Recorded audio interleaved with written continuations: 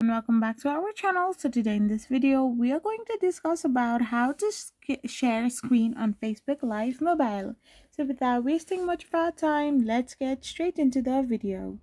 So to share your screen on Facebook Live using your mobile device, you need to use the Facebook gaming app or a third-party app.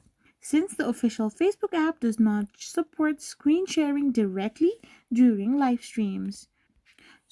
By using a third party app, you need to simply tap open your Play Store, type in the app called Streamlabs, and once you do this, you need to simply install it.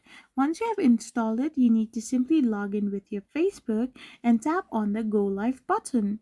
Simply choose the screen as your source and set the title, description, your Facebook page, or profile to stream to. Once you have done this, start the stream and it will share your mobile screen live on Facebook. So this is great for mobile games, app tutorials, or live walkthroughs as well. So this is how you can simply share your screen on Facebook Live. I hope you found this video helpful. So don't forget to hit that subscribe button and do give us a thumbs up. We will be back again with more informative videos. Thank you for watching.